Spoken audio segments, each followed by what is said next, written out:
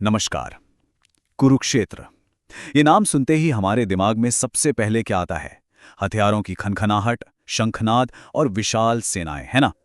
लेकिन आज के इस विश्लेषण में हम वो सब पर बात नहीं करने वाले हैं। आज हम इस ऐतिहासिक घटना को एक बिल्कुल अलग और सच कहूं तो काफी झकझोर देने वाले नजरिए से देखेंगे। आज हम किसी युद्ध की रणनीति या सेनाओं के आकार पर नहीं, बल्कि एक भयानक मानसिक पतन पर बात करेंगे। एक ऐसा मनोवैज्ञानिक संकट जो किसी भी तीर या तलवार के चलने से बहुत पहले ही शुरू हो गया था। तो आइए उस मनोविज्ञान और आंतरिक द्वंद्व को डिकोड करते हैं जो इस महाकाव्य के पहले अध्याय के बिल्कुल केंद्र में है। इस गहरी निराशा को सीधे तौर पर समझने के लिए जरा इन शब्दों को सुनिए। तीनों लोगों के राज्य के लिए भी मैं इन्हें मारना नहीं चाहता। मतलब सोचिए, ये कितना अचानक और चौंकाने वाला बदलाव है। एक ही पल में हम एक महायुद्ध के उस रोमांचक और आक्रामक माहौल से निकलकर एक इंसान के बेहद निजी, बेहद दर्दनाक शोक में आ गिरते हैं। ये कोई आम डर नहीं है, ये एक महान योद्धा की आत्मा का क्रंदन है जो युद्ध भूमि में सामने खड़े अपने ही लोगों को देखकर भीतर से पूरी तरह टूट गया है। तो चलिए अब इसकी गहराई में उतरते हैं और एक बहुत ही बुनियादी सवाल पर विचार करते हैं। दुनिया का सबसे महान योद्धा, एक ऐसा इंसान जिसने सालों तक सिर्फ इसी पल की तैयारी की है, जिसके पास अजेय दिव्य हथियार हैं, वो एक भी तीर चलने से पहले ही मानसिक रूप से कैसे टूट जाता है? अचानक ऐसा क्या होता है कि उसका पूरा का पूरा आत्मविश्वास ताश के पत्तों की तरह बिखर जाता है? इसका जवाब असल में मानव मनोविज्ञान और हमारे रिश्तों की गहराई में छिपा है। इस स्थिति को समझने के लिए हमें दो बिल्कुल अलग दुनियाओं को एक साथ देखना होगा। एक तरफ वो विशाल बाहरी दुनिया है जहां रणभेरी बज रही है, नगाड़े बज रहे हैं और भीष्म पितामह की सिंह गर्जना गूंज रही है। श्री कृष्ण का 5 जन्य और अर्जुन का देवदत्त शंख बज चुका है, जिसकी भयानक ध्वनि ने दुश्मनों की कलेजे चीर दिए हैं। लेकिन दूसरी तरफ क्या हो रहा है? दूसरी तरफ एक बहुत ही सूक्ष्म आंतरिक दुनिया है। अर्जुन का दम घोंट देने वाला मानसिक पतन। बाहर जितना शोर और उत्साह है, अर्जुन के भीतर उतना ही गहरा, डरावना और सुन्न कर देने वाला सन्नाटा छाता जा रहा है। और ये चीज बहुत ही शानदार तरीके से हमें बताती है कि वो बदलाव असल में किस क्षण शुरू हुआ था। ये वो सटीक बिंदु है जब अर्जुन कहते हैं, मेरे रथ को दोनों सेनाओं के बीच में खड़ा कीजिए। देखिए, वे सिर्फ एक जगह से दूसरी जगह नहीं जा रहे हैं, वे अपना नजरिया बदल रहे हैं। जब सफेद घोड़ों वाला वो दिव्य रथ ठीक बीच में भीष्म और द्रोण जैसे पितामहों और गुरुओं के सामने आके रुकता है तो युद्ध को देखने का अर्जुन का पूरा नजरिया हमेशा के लिए बदल जाता है। ये वो पल है जहां से पीछे मुड़ना अब नामुमकिन है। आप जरा इस मानसिक बदलाव को देखिए। एक योद्धा की मानसिकता क्या होती है? वो सामने खड़े लोगों को बस दुश्मन के रूप में देखता है, उनकी रणनीतियों और कमजोरियों का आकलन करता है। लेकिन जब अर्जुन दोनों सेनाओं के बीच से देखते हैं तो दुश्मन की वो छवि अचानक जैसे हवा में वाष्प बनकर उड़ जाती है। उसकी जगह एक भयानक सच्चाई सामने आती है। उन्हें वहां अपने पितामह, गुरु, मामा, भाई, बेटे और ससुर दिखाई देते हैं। ये कोई सेना नहीं है, ये तो उनका अपना परिवार है।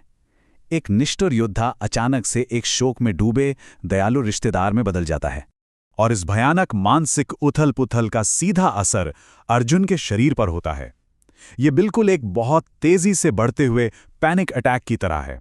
उनके अंग शिथिल हो रहे हैं, मुंह सूख रहा है, शरीर बुरी तरह कांप रहा है, त्वचा जैसे जल रही है और सबसे बड़ी बात, उनके हाथ से उनका महान गांडीव धनुष खिसकता जा रहा है।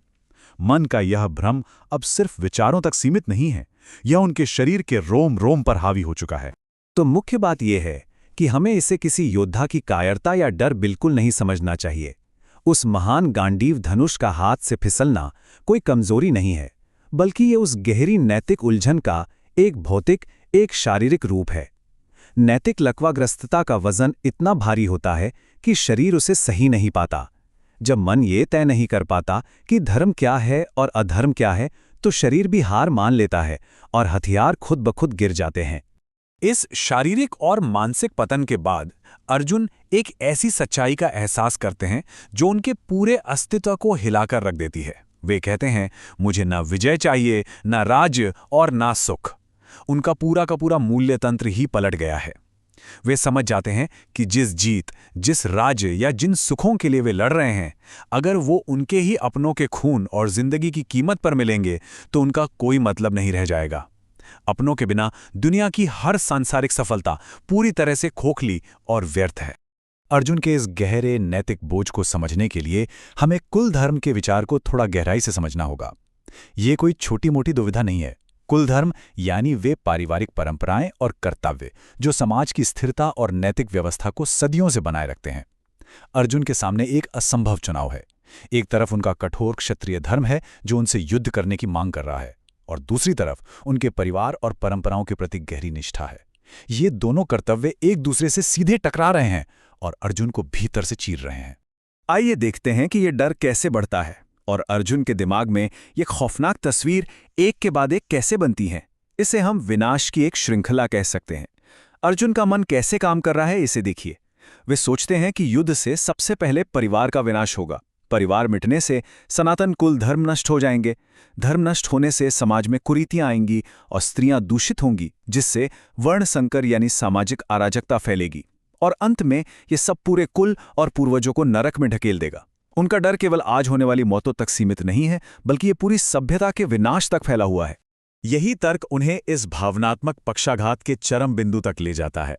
इस विचार की गहराई और दर्द को महसूस कीजिए। यदि शस्त्र धारण किए हुए धृतराष्ट्र के पुत्र मुझे निशस्त्र और प्रतिकार न करने वाले को मार डालें तो वह मेरे लिए अधिक कल्याणकारी होगा। ये एक योद्धा का पूर्ण समर्पण है। अपने परिवार के प्रति उनका प्रेम और जुड़ाव इतना गहरा है कि वे अपने ही हाथों से अपनों का खून करने के बजाय बिना किसी बचाव के खुद मर जाना पसंद करेंगे। अब इस पूरी घटना के सबसे दिलचस्प विरोधाभास पर विचार करते हैं। यहां हमारे सामने दो पूरी तरह से अलग वास्तविकताएं हैं। अर्जुन की वास्तविकता पूर्ण भावनात्मक पतन की है। वे रथ के पिछले हिस्से में हताश होकर बैठ जाते हैं और अपने हथियार पूरी तरह से त्याग देते हैं। उनके भीतर एक भयानक उथल-पुथल मची है। लेकिन ठीक उनके बगल में कृष्ण की वास्तविकता है।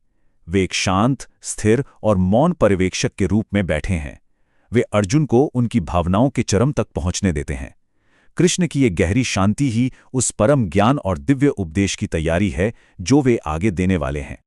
और ये विश्लेषण बहुत ही शानदार तरीके से हमें इस अंतिम विचारोत्तेजक प्रश्न पर लाकर छोड़ देता है। क्या कोई भी सांसारिक कर्तव्य वाकई में कर्तव्य कहलाने योग्य है, अगर उसे पूरा करने के लिए अपनी ही अंतरात्मा और समाज की नींव को नष्ट करना पड़े? ये वो प्रश्न है जिसने दुनिया के सर्वश्रेष्ठ धनुर्धर को पंगु बना दिया था, और यही वो ज्वलंत प्रश्न है जिसका उत्तर खोजने के लिए आगे का पूरा दर्शन रचा गया है। इस आंतरिक और मनोवैज्ञानिक संघर्ष को समझना ही उस महान ज्ञान को समझने की पहली सीढ़ी है। आज के इस गहरे विश्लेषण में हमारे साथ जुड़ने के लिए आपका बहुत बहुत धन्यवाद।